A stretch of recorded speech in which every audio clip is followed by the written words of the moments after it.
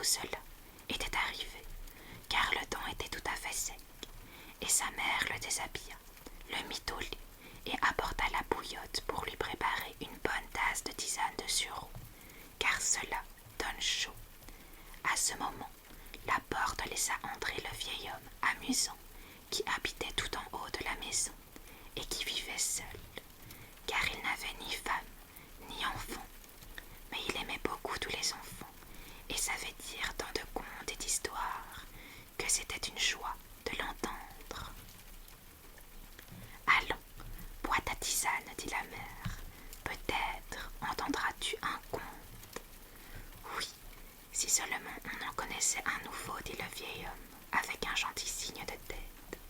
Mais où le petit s'était-il mouillé les pieds, demanda-t-il. Oui, où, dit la mère, c'est à n'y rien comprendre.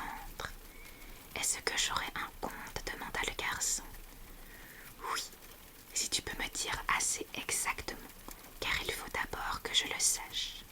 Quelle est la profondeur de la rigole dans la petite rue par où tu vas à l'école? Elle va juste au milieu des tiges de la bottine. Eh bien, voilà où il s'est mouillé les pieds, dit le vieux. Et maintenant, il me faut dire un conte, mais je n'en sais plus. Vous pouvez en inventer un tout de suite, dit le garçon. Mère assure que tout ce que vous regardez peut devenir un conte et que vous pourrez tirer une histoire de tout ce que vous touchez. Oui, mais ces contes et ces histoires ne valent rien. Non, les bons récits viennent tout seuls. Ils me frappent au front et disent « Me voilà ». Ça ne va pas frapper bientôt, demanda le petit garçon. Et la mère se mit à rire, mit de la tisane de sureau dans la théière et y versa de l'eau bouillante. Racontez, racontez. Oui, si un conte voulait venir tout seul, mais un conte comme ça fait des manières. Il vient seulement quand ça lui plaît. Attends, dit-il soudain. Le voilà, regarde, en voilà un sur la théière. Et le petit garçon se tourna vers la théière. Le couvercle se soulevait de plus en plus, et les fleurs de sureau sortaient, fraîches et blanches, et il en poussait de grandes et longues branches. Elles s'étendaient même par le tuyau de tous les côtés, et s'élargissaient de plus en plus. C'était un charmant buisson de sureau, tout un arbre qui couvrait le lit et en écartait les rideaux. Ah, quelles fleurs et quel parfum! Et au milieu de l'arbre était une vieille femme aimable qui portait une drôle de robe, toute verte comme les feuilles du sureau et couverte de grandes fleurs blanches de sureau. On ne pouvait pas distinguer tout de suite si c'était de l'étoffe ou de la verdure et des fleurs vivantes. « Comment s'appelle cette femme ?» demanda le petit garçon. « Oh, dit le vieil homme, les Grecs et les Romains l'appelaient la Dryade, mais ça ne nous dit rien là-bas à Nibotaire. On a pour elle un meilleur nom. Les gens l'appellent la fée du sureau. Et observe-la bien maintenant. Écoute et regarde le charmant sureau. Il y a justement à Nibotaire un arbre en fleurs tout pareil. Il a poussé au coin d'une pauvre petite ferme. Sous cet arbre était assis un après-midi, par un beau soleil, deux vieillards, un vieux marin et sa vieille femme. Ils avaient des arrière-petits-enfants et devaient bientôt fêter leurs noces d'or. Mais ils ne pouvaient pas se rappeler exactement la date, et la fée du sureau était dans l'arbre et avait l'air de s'amuser. « Je sais bien quand sont les noces d'or, dit-elle, mais ils ne l'entendirent pas. Ils parlaient des jours d'autrefois. Te souviens-tu, disait le vieux marin, quand nous étions tout petits et courions et jouions, c'était dans la même ferme où nous sommes aujourd'hui, et nous avions fait un jardin en piquant des baguettes dans la terre. »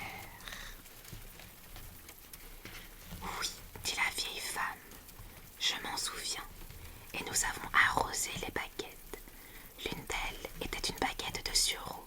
Elle a pris racine, elle a eu des bourgeons, et c'est aujourd'hui le grand arbre sous lequel nous sommes assis, nous, les vieux.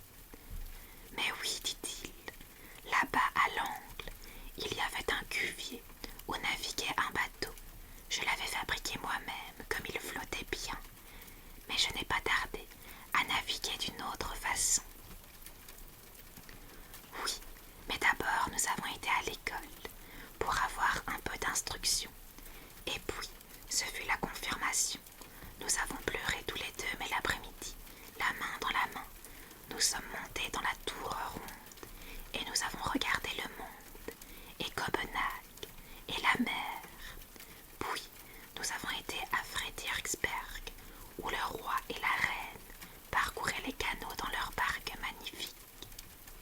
Mais je n'ai pas tardé à naviguer d'une autre façon, et pendant de nombreuses années, bien loin dans de grands voyages. Oui, j'ai souvent pleuré à cause de toi, dit-elle. Je croyais que tu étais mort et disparu, et que tu gigotais au fond de l'eau. Bien des nuits, je me suis levée pour voir si la girouette tournait. Elle tournait, mais tu n'arrivais pas. Je me rappelle si bien, comme il pleuvait à torrents un jour, le boueur arriva devant la maison où j'étais en service. Je descendis avec la boîte à ordures et restai à la porte. Ah, quel sale temps! Et comme j'étais là, le facteur s'approcha et me remit une lettre. Elle était de toi. Ah, quel voyage elle avait fait! Je sautai dessus et me mis à la lire. Je pleurais et je riais. J'étais si contente. Tu disais que tu étais dans les pays chauds où poussaient les grains de café. Ça doit être un pays béni. Tu racontais des tas de choses et je voyais tout ça pendant que je me tenais là sous la pluie avec la boîte à ordures. Tout à coup, voilà que quelqu'un me prend par la taille. Oui, mais tu lui as donné une bonne gifle qui a bien claqué. C'est que je ne savais pas que c'était toi. Tu étais arrivé en même temps que ta lettre, et tu étais si beau, tu l'es encore. Tu avais dans la poche un grand mouchoir de soie jaune, et tu portais un chapeau en toile cirée. Tu étais élégant, mon Dieu quel temps il faisait, et comme la rue était vilaine. Et alors nous nous sommes mariés, tu te rappelles, et nous avons eu notre premier petit garçon, puis Marie, et Niels, et Peter, et Hans et Christian. Oui, et comme ils ont tous grandi, et sont devenus de braves gens que tout le monde aime. Et leurs enfants, à leur tour, ont eu des mioches, dit le vieux matelot. Oui, ce sont des petits-enfants qui ont du sang dans les veines. Mais c'était à cette époque de l'année, il me semble que nous avons eu notre noce. Oui, c'est aujourd'hui les noces d'or, dit la fée du sureau, qui avança la tête entre les deux vieux. Ils crurent que c'était la voisine qui leur faisait signe. Ils se regardèrent et se tinrent par la main. Un peu après, arrivèrent les enfants et les petits-enfants. Ils savaient bien que c'était le jour des noces d'or. Ils avaient déjà fait leurs compliments le matin, mais les vieux l'avaient oublié, tandis qu'ils se rappelaient si bien tout ce qui s'était passé de nombreuses années auparavant. Et le sureau embaumait très fort, et le soleil, qui déclinait, illuminait les figures des deux vieux. Ils en avaient tous deux le visage vermeil, et le plus jeune des petits-enfants dansa autour d'eux, criant que ce serait une vraie fête ce soir. On allait avoir des pommes de terre chaudes. Et la fée du sureau faisait signe dans l'arbre et criait tout ras avec les autres. Mais ce n'est pas un conte, dit le petit garçon, qui avait entendu ce récit. Oui, tu dois t'y connaître, dit celui-ci, qui avait parlé, mais demandons l'avis de la fée du sureau. Ce n'était pas un conte, dit la fée du sureau, mais il va venir. C'est justement de la réalité que sortent les plus merveilleux contes, sans quoi mon charmant buisson de sureau n'aurait pas jailli de la théière. Et elle enleva de son lit le petit garçon, le prit contre sa poitrine, et les branches de sureau toutes fleuries les entourèrent. Ils étaient comme dans une épaisse tonnelle qui, avec eux, s'envola dans l'air. C'était délicieux. La fée du sureau était devenue soudain une ravissante petite fille, mais sa robe était toujours de la même étoffe verte à fleurs blanches que la fée avait portée. Elle avait sur la poitrine une vraie fleur de sureau, et sur ses cheveux longs bouclés toute une couronne de fleurs de sureau. Ses yeux étaient grands et bleus. C'était un plaisir de la regarder. Elle et les garçons s'embrassèrent. Ils étaient du même âge et avaient les mêmes goûts. La main dans la main, ils sortirent de la tonnelle et furent dans leur beau jardin fleuri. de frégason. La canne du père était attachée à un piquet. Pour les petits, la canne était vivante. Aussitôt qu'il l'enfourchait, le pommeau poli se transformait en une superbe tête hennissante. La longue crinière noire voltigeait. 4 jambes sveltes et vigoureuses poussaient. L'animal était fort et fringant. Tous deux galopaient autour de la pelouse. Hop! Nous voilà partis, à bien des lieues, disait le garçon. Nous allons au château, où nous étions l'an dernier. Et il courait sans cesse autour de la pelouse. Et la petite fille qui, nous le savons, n'était autre que la fée du sureau, criait « Maintenant, nous sommes à la campagne. Vois-tu la maison du paysan, avec le grand four qui a l'air d'un œuf énorme dans le mur sur la route. Le sureau est dans ses branches au-dessus, et le coq gratte la terre pour les poules. Regarde comme il se rengorge. Et nous voilà devant l'église. Elle est en haut de la colline, au milieu des chênes, dont l'un est presque mort. Voilà la forge où le feu brûle, et les hommes à demi nus frappent à coups de marteau et font voler les étincelles. Courons, courons au magnifique château. Et tout ce que disait la petite fille assise sur la canne se déroulait devant eux. Le garçon le voyait, et pourtant ils ne faisaient que courir autour de la pelouse. Puis ils jouèrent dans le chemin qui l'abordait et tracèrent sur le sol un petit jardin. Et la fillette prit dans ses cheveux une fleur de sureau qu'elle planta et qui poussa, tout comme il était arrivé au vieux de Nobiteur lorsqu'ils étaient petits, ainsi qu'il a été raconté tout à l'heure. Ils marchaient main dans la main, comme l'avaient fait les vieux en leur enfance. Mais ils n'allèrent pas à la tour ronde ou au jardin de Frederiksberg. Non, la fillette prit le garçon par la taille, et ils volèrent au loin, dans tout le Danemark. Et ce fut le printemps, et ce fut l'été, et ce fut l'automne, et ce fut l'hiver. Et 1000 images se reflétèrent dans l'œil et le cœur du garçon. Et toujours la fillette lui chantait « Ça, tu ne l'oublieras jamais ». Et dans les airs, le sureau embaumait toujours. Le garçon sentait bien l'odeur des roses et des cèdres, mais le sureau embaumait encore davantage, car ces fleurs reposaient sur le cœur de la petite fille, et il y inclinait souvent sa tête en volant. « Que le printemps est beau ici, disait la fillette. Ils étaient dans la forêt de hêtres en vrai bourgeon, où le muguet vert exhalait à leurs pieds son parfum, et les anémones roses pâles tapissaient délicieusement la verdure. Oh, si le printemps pouvait durer toujours dans l'odorante forêt de hêtres danoises. Que l'été est beau ici, disait-elle. Ils passaient devant de vieux châteaux du temps de la chevalerie, où les murs roux et les toits à pignons se réfléchissaient dans les douves, où les cygnes nageaient et contemplaient les vieilles allées paisibles. Dans les champs, les blés ondulaient comme une mer, les fossés étaient pleins de fleurs rouges et jaunes, les haies de houblon sauvage et de liserons. Et le soir, la lune montait, grasse et ronde. Les meules de foin dans les prés fleuraient bon. Jamais on n'oublie ça, disait-elle. Que l'automne est beau ici, disait la fillette, et le ciel s'élevait plus haut et plus bleu. Les bois prenaient les plus exquises couleurs rouges, jaunes et vertes. Les chiens de chasse couraient, des bandes d'oiseaux sauvages s'envolaient en criant vers le tertre funéraire, où les ronces s'accrochaient aux vieilles pierres.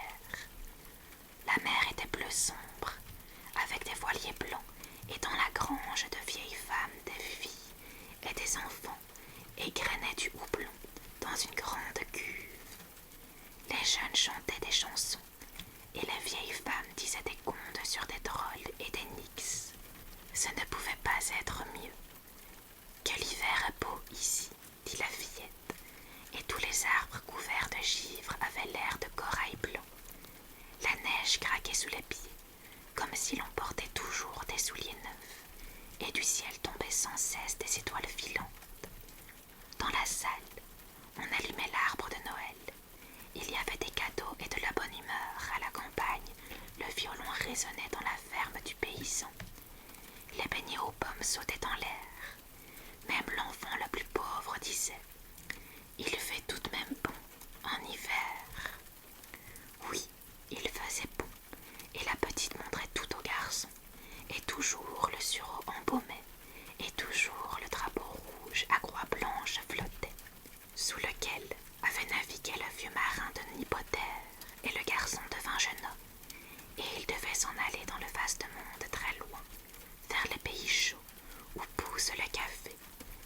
son départ, la petite fille prit sur sa poitrine une fleur de sureau qu'elle lui donna pour la garder. La fleur fut déposée dans le psautier, et toujours dans les pays étrangers, lorsque le garçon ouvrit le livre, c'était justement à l'endroit où était la fleur du souvenir. Et puis il la regardait. Plus elle se ranimait. Il sentait comme un arôme des forêts danoises. Et il voyait nettement, parmi les pétales de la fleur, la petite fille, qui furtivement montrait ses clairs aux yeux bleus et murmurait qu'il fait bon ici au printemps, en été, en automne et en hiver. Et le garçon voyait en pensée des centaines d'images. Ainsi passèrent de nombreuses années, et il était devenu un vieil homme. Il était assis avec sa femme sous un arbre en fleurs. Ils se tenaient les mains tous les deux, comme le faisaient l'arrière-grand-père et l'arrière-grand-mère Annie Potter. Ils parlaient comme eux des jours d'autrefois et des noces d'or. La petite fille aux yeux bleus, des fleurs de sureau dans les cheveux, était perchée dans l'arbre. Elle les salua de la tête tous les deux et dit « C'est aujourd'hui le jour des noces d'or ». Et elle prit 2 fleurs de sa couronne, les baisa, et elles brillèrent d'abord comme de l'argent, puis comme de l'or. Et lorsqu'elle les eut posées sur la tête des 2 vieux, chaque fleur devint une couronne d'or. Ils étaient assis là tous les deux, comme un roi et une reine sous l'arbre odorant, qui avait tout à fait l'air d'un sureau. Et le vieux dit à sa vieille femme l'histoire de la fée du sureau, telle qu'on la lui avait racontée lorsqu'il était un petit garçon, et ils trouvèrent tous les deux que cette histoire ressemblait fort à la leur, et ce qui était semblable était ce qu'ils aimaient le mieux. Oui, c'est ainsi, dit la petite fille dans l'arbre. Il y en a qui m'appellent la fée du sureau, d'autres m'appellent la dryade, mais mon vrai nom, c'est le souvenir, c'est moi qui siège dans l'arbre qui pousse, et je sais me rappeler, je sais raconter. Montre-moi si tu as encore la fleur. Et le vieil homme ouvrit son psautier. La fleur de sureau y était encore, aussi fraîche que si elle y avait été mise la veille. Et le souvenir fit signe de la tête, et les 2 vieux restaient assis, avec leur couronne d'or éclairée par le soleil rouge du soir. Ils fermèrent les yeux. Mais là, le conte est fini. Le petit garçon était dans son lit. Il ne savait pas s'il avait rêvé ou s'il avait entendu raconter tout cela. La théière était sur la table, mais il n'en sortait aucun sureau, et le vieil homme qui avait dit l'histoire était sur le point de sortir. Ce qu'il fit. Oh, c'était délicieux, dit le petit garçon. Mère, j'ai été dans les pays chauds. Oui, je pense bien, dit la mère. Quand on a dans le corps 2 tasses de tisane de sureau fumant, on doit arriver dans les pays chauds. Et elle le borda bien pour qu'il ne se refroidît pas. Tu as dû dormir pendant que je me disputais avec lui, pour savoir si c'était une histoire ou un conte. Et où est la fée du sureau, demanda le garçon. Elle est assise sur la théière, dit la mère, et elle peut y rester. Voilà les amis, j'espère que ce conte de Hans Christian Andersen vous aura plu et qu'il vous aura permis de vous relaxer. Sur ce, je vous souhaite de passer une très très bonne nuit, et nous, on se retrouve à la prochaine.